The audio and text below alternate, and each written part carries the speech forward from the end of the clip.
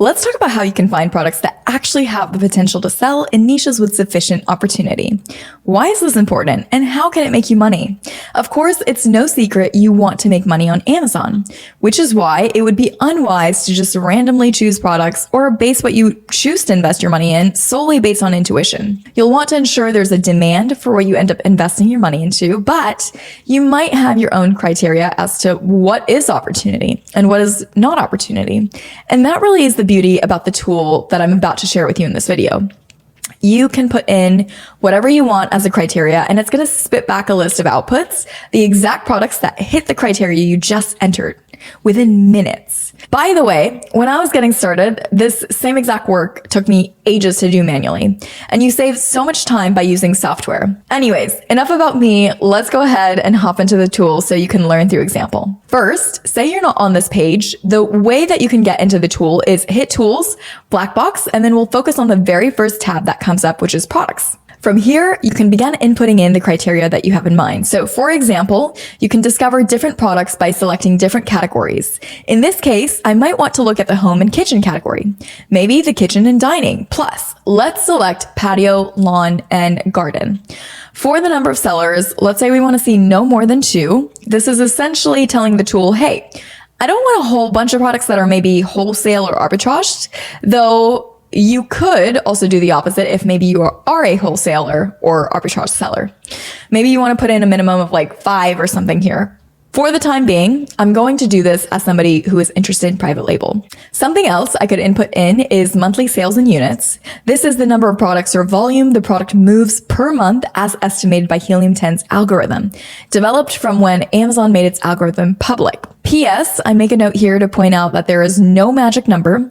We can input 150 considering they're selling 5 units a day to, I don't know, let's just say 400 units a day, between 10 to 15 units a day. Other filters, we have price. For this example, I'm going to input in a minimum of 20 and a maximum of 40, meaning the last time that Helium 10 checked, the price of this product was selling for somewhere between $20 to $40. You guys do what works for you. I do not recommend just copying my numbers. I'm literally pulling them out of thin air to demonstrate how you can really make the most out of Black Box. There is plenty of opportunity that is yours for the taking. If I wanted to, I could also do brand search and seller search. I'll show you guys how to use that in a little bit here, where I can exclude brands and I can exclude sellers. Now, personally, I also really like doing review count because when you list your product for the first time and it's brand new, you will have 0 reviews and you need to be able to stack up to your competition, right? I'm going to say that I'm looking for products with a maximum of 150 reviews because maybe opportunity for me is finding a product that's selling like 5 or 10 or 20 units a day, but it's still fairly new because it's less than 150 reviews. And I find that validating to know a newer product is still able to do decent numbers. Another filter you could look at is the BSR rank. BSR stands for Amazon's bestseller ranking, and the lower the number, the more product is being sold. Think of it as the number 1 bestseller. What does that mean? It means that it's selling a lot, right? Exactly the same exact thing here. I could find products that had less than 4 stars or something like that, shipping size, fulfillment type, weight, etc. I could also consider the number of images. If I put a max of 3 in for this, what is this really telling the tool? A fully optimized Amazon listing has a full complement of 7 images, at least 7 images, I'd say.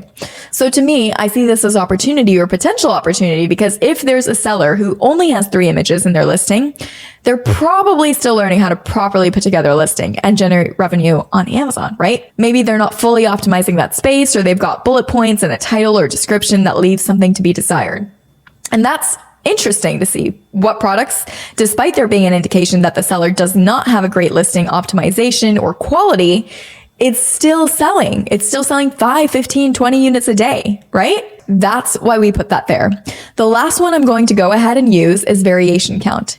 I'm going to say a maximum of 1 just because I don't want a whole bunch of listings here to have a whole bunch of colors or different sizes. I just want to focus on the standalone products. As you guys can see, there's tons of filters that you can go ahead and look up. And if you find a set of filters that you really like using, make sure to save that to your filter library. So then you don't have to always set this every single time that you go in. All right, let's go ahead and hit search and see what comes up. And there you have it. We came up with 75 results. And this is perfect because honestly, if there's over 200 results, it's only going to show 200. This is on purpose because the point here is to save you time, money, and energy. You don't need to open up over 200 results, you guys. Just input the parameters you know signal opportunity and then use those filters to narrow it down. If you have over 200 show up, I actually suggest you even go back and refine. I guarantee you're not going to be sitting there looking at over 700 listings. Ain't nobody got time for that. But even if you do, you'd probably do it in bulk, take a break, and then come back, right? This is the same sort of thing. And that is why I typically recommend running a variety of searches, see what populates, and then begin to create a short list. Another reason is so many of you out there say, hey, wait a minute, Helium 10 is the #1 software out there, 1 million users. Everybody's going to be searching for the same product as I do. And you don't have to worry about that because if you are doing some really broad search, yeah, probably by chance, other people are going to be searching for the same thing as you. But if you are filtering down so much from that 2 billion products that we have, that only 75, like in this situation, come up, well, you can pretty much be sure that you know it's very unlikely somebody's doing the exact same search as you. Okay. Enough said. Once you get to this list, you can see all the information on these products here. None of the information is particularly new in the sense that all the filters we just ran through are the numbers that we're looking at, like review count. Remember, I had said, hey, I need less than 150 reviews. You can see that some of these have really low reviews. The estimated monthly sales, the retail price, anything that you see here with a graph, I can actually check into the history of the BSR. I can check the history of the price, the reviews, the monthly sales, etc. And basically, all you've got to do is look at these and say, hey, is there anything that looks interesting? What the heck is this wooden coffee pod here? We could open this up in Amazon and see this product here. It's been selling 300 units and look at this, only 3 images, which look AI generated. It doesn't even have real images. That is wild. Remember I said the listing probably isn't great? I mean, these bullet points are okay. The description, check this out. They don't have A+ content and they have a 1-line product description. A not so great listing with this person is still probably doing about 10K a month on Amazon. So this is just the first way, guys, of finding product opportunity. And again, let me reiterate, please do not copy the filters that I just did. Enter in your own criteria of what you think is product opportunity. Go ahead, put it through, get the output, take a look at what gets back to you in black box, check it out on Amazon, and then see if it's something that you actually want to consider doing. I'll catch you in the next video.